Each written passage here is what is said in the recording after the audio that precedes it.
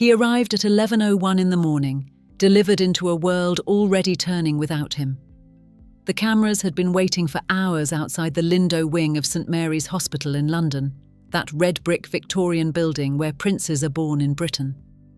But Prince Louis Arthur Charles, third child of William and Catherine, youngest jewel in the Wales family crown, was not arriving to claim a throne.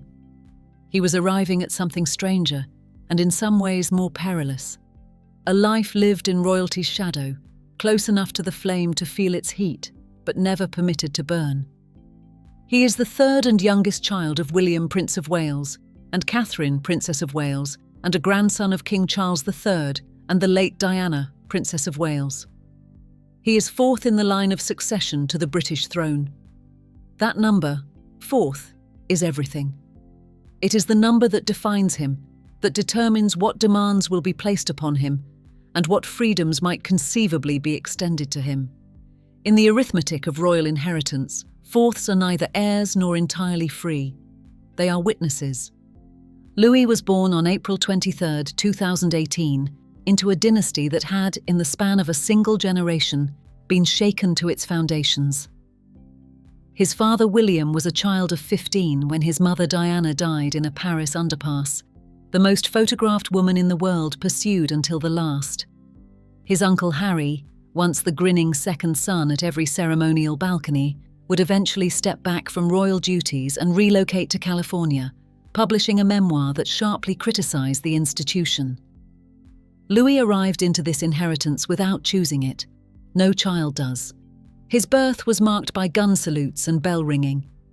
His name, Louis Arthur Charles, was announced on April 27th, honouring his paternal grandfather Charles, Prince of Wales, later King Charles III, and Lord Louis Mountbatten, whose name also appears in his father's and brother's names. The name Louis, notably, had been more commonly used as a middle name in the modern British royal family before being used as a first name in his case, more associated with European royal naming traditions, and not previously used as the primary given name of a senior British royal in recent generations.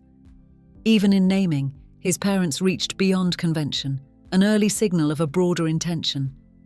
That intention, to raise their children differently, is perhaps the most consequential decision William and Catherine have made as parents.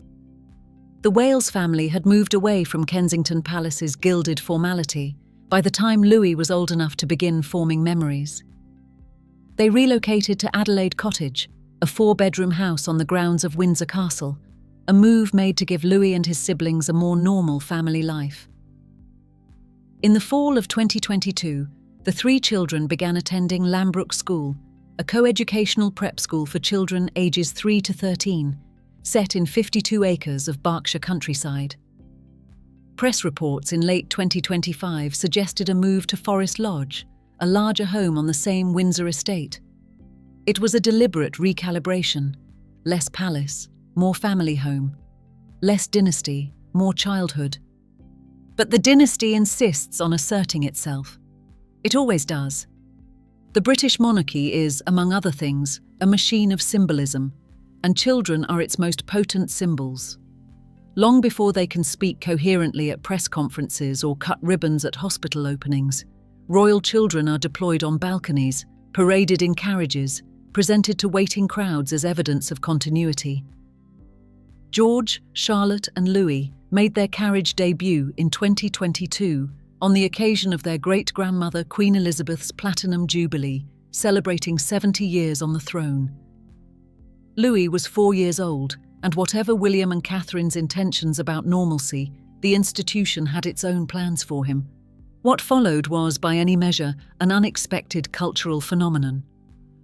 Louis had some over-the-top reactions to the military flyovers.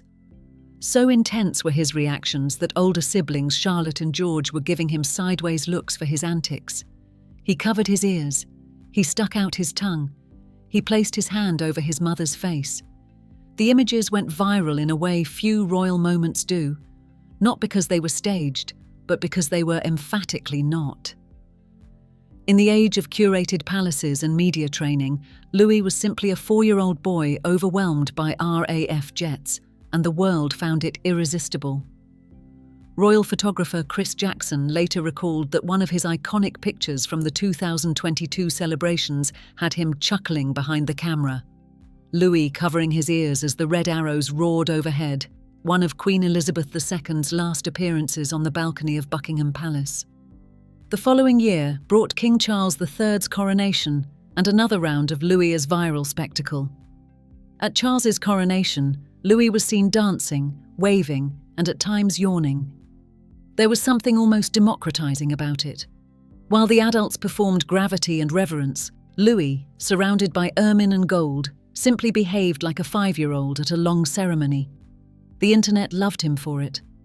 While George and Charlotte typically take a more stoic approach to their respective public appearances, Louis brings the mischief, hijinks, and humor to the situation. But behind the charming viral moments, a more complicated question was gathering. What precisely is Louis for? Before the succession to the Crown Act 2013, which was supported by Queen Elizabeth II, Prince Louis would have been third in line to the throne. The change was made to help modernise the monarchy. Under the old rules of male primogeniture, Louis would have outranked his sister Charlotte. Now he does not. He is fourth in line, after his father, his brother, and his sister. And as George and Charlotte eventually have children of their own, Louis will drift further down the succession's long corridors. As the youngest of William and Kate's children, Louis will move down the line of succession if his older brother and sister get married and have children. This is not, in itself, a tragedy. It is, in fact, a form of liberation. But the history of the British monarchy suggests that spare heirs, those royal children close enough to significance to be burdened by expectations, yet too distant from the throne to have a clear purpose, occupy a peculiarly difficult position. William knows this intimately. His own brother Harry occupied that very position, and the consequences have been significant. William has been reported in media accounts as being mindful of the risks surrounding Princess Charlotte and Prince Louis. He is described as wanting his second and third-born children to be well prepared for independent lives and to avoid the constraints that affected Prince Harry. The language here is telling: thwarted freedom. In the official record of British royal history, it is often those beside the heir who face the greatest uncertainty. Prince Harry was born in 1984 as the perennial backup, the grinning wingman to a more serious older brother. For decades, the role suited him, or appeared to. Then it didn't. His eventual rupture with the institution was not simply personal, it was structural. The monarchy has historically struggled to define what a second or third son is meant to become once the public's focus settles on the heir. The result in Harry's case was a man who felt, as he wrote in his 2023 memoir, simultaneously essential and expendable. Louis, at 7 years old, is far from that reckoning.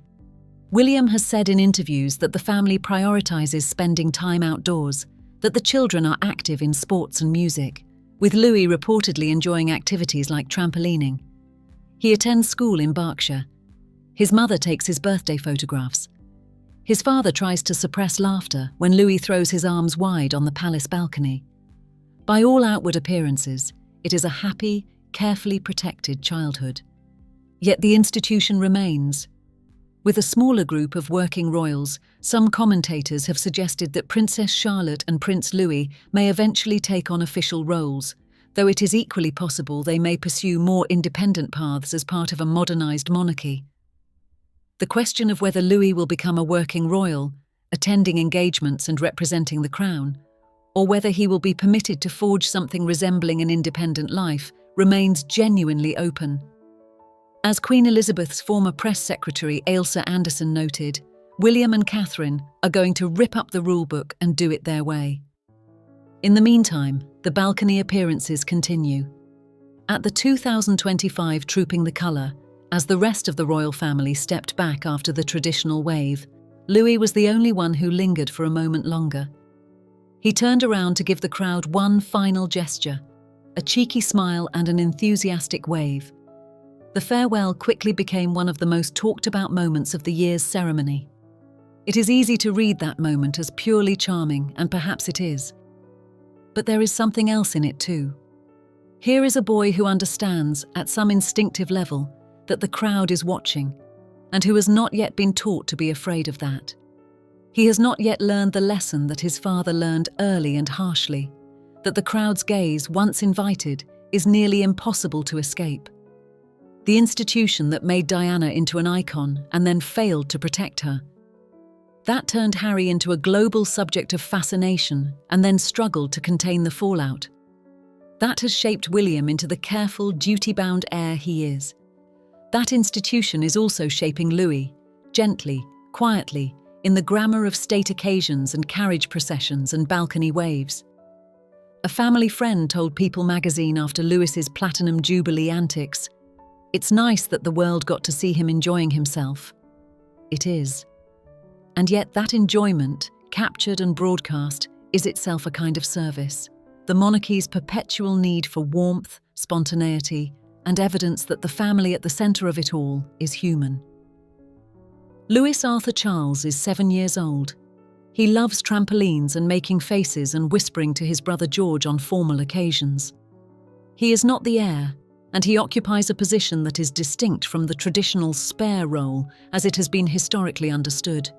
He is, for now, the youngest, which means the most protected and, in time, perhaps the most free.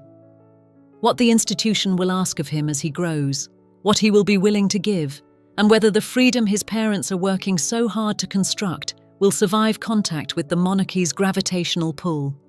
These questions are still forming, like the boy himself. The balcony will be there, waiting, for as long as there is a throne.